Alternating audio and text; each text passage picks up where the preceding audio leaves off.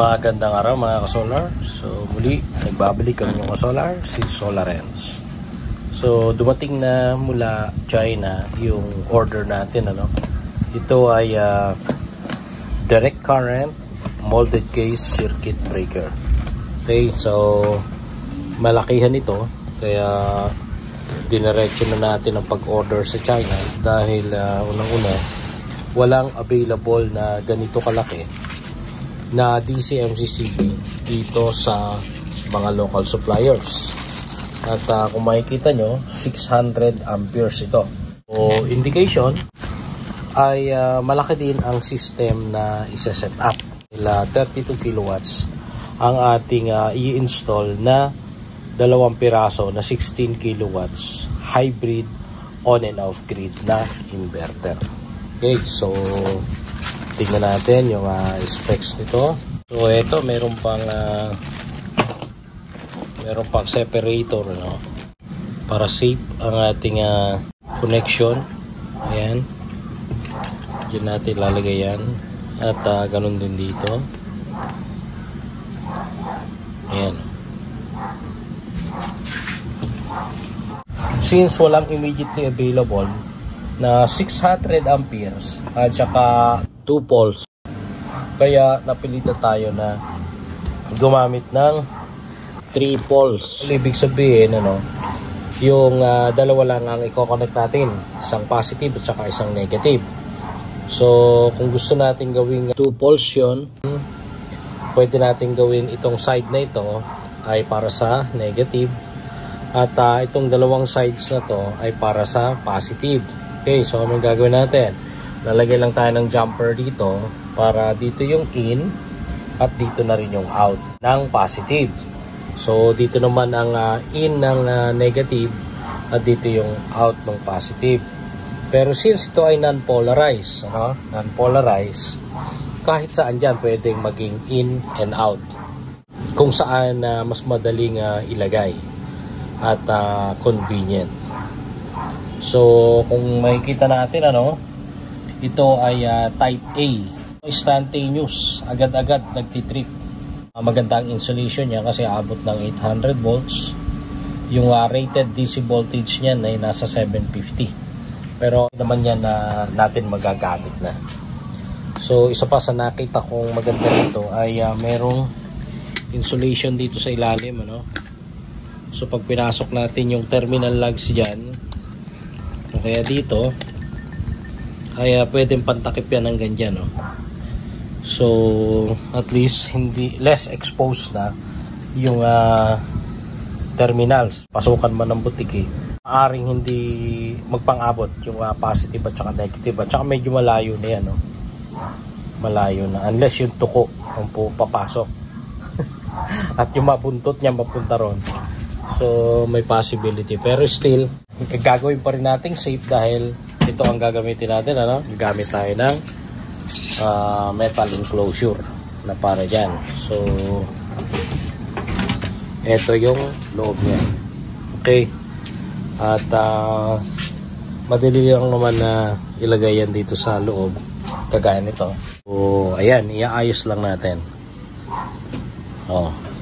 Ang size nitong metal enclosure natin ay 40 mula dito hanggang dito, 40 centimeters, at mula dito hanggang dito yung lapad niya ay 30 centimeters, at yung taas niya, yung height mula dito hanggang dito ay 19 centimeters.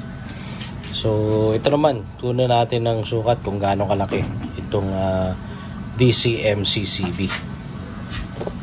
Okay, yung height ng DC-MCCB natin from end to end, ayan. So nasa 27 centimeters yung mismong haba. Ayan 27 centimeters. Ayan. At yung lapad natin nasa 18 centimeters yan.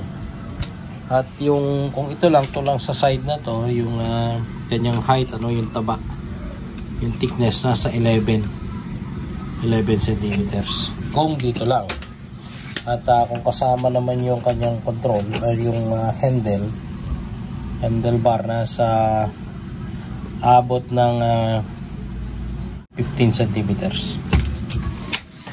Okay, kaya natin ginawang 600 amperes dahil kung i-divide mo yung 32 kilowatts over 51.2 kasi yun ang voltage na gagamitin natin, 51.2 ang nominal voltage, ay nasa 625 amperes ang talagang kailangan ng 32 kilowatts system. Pero since na-calculate naman na natin ng maganda yung load, yung kung ano yung mga paanda rin, ay hindi naman naaabot ng 600, hindi naman naaabot. So medyo close lang, at kung 600 amperes naman at close lang yon sa possible na maging load mo, ay may tendency na at least ma-activate yung mechanism dito sa loob para kung masyadong mainit o kaya ay matrigger na masyadong mataas yung amperahe, ay bibitaw yan. Okay, so yun lang muna mga ka-solar, yun lang muna, at ibabahagi ko sa inyo yung actual na installation nito pagka yung natapos na kasi medyo bundok yung paglalagyan natin, at sinisigurado natin na maganda yung mga gamit na ating ini-install, dahil ang katwiran ko dyan, mas magandang nagmo-monitor ka na lang online kaysa dun sa pupuntahan mo pa dahil sa nagkakaroon ng mga problema dahil nga dun sa quality ng materials na hindi kagandahan. So sa simula pa lang, ine-establish na natin yung mga materials natin na makakapagbigay ng tulong unang-una dun sa oras kung paano ma-save at magamit sa ibang makabuluhan na bagay kagaya ng pag-inspect, ocular inspection, or pakikipag-deal sa client para magkaroon ng panibagong projects. At pangalawa, para maiwasan yung gastos. Dahil pagka binabalik-balikan mo ang iyong setup, ang iyong in-install, ay may kaakibat na expenses yan, at yung expenses na yun ay nagiging irrecoverable na dahil nga sa pagkakaroon ng problema. Kaya mula pa lang sa pagpaplano hanggang sa pag-install at matapos, kailangan ma-ensure na maayos ang installation para pareho ng client at saka tayo na installer ay maging happy na, walang sakit sa ulo sa taas. Ayun lang. So yan lang muna ang masishare ko mga ka-solar, at abangan na lang ninyo ang pagtatapos ng installation natin para makita ninyo kung paano minaw. At usap tayo sa susunod na video, at inyong ka-solar, si Solar Ends.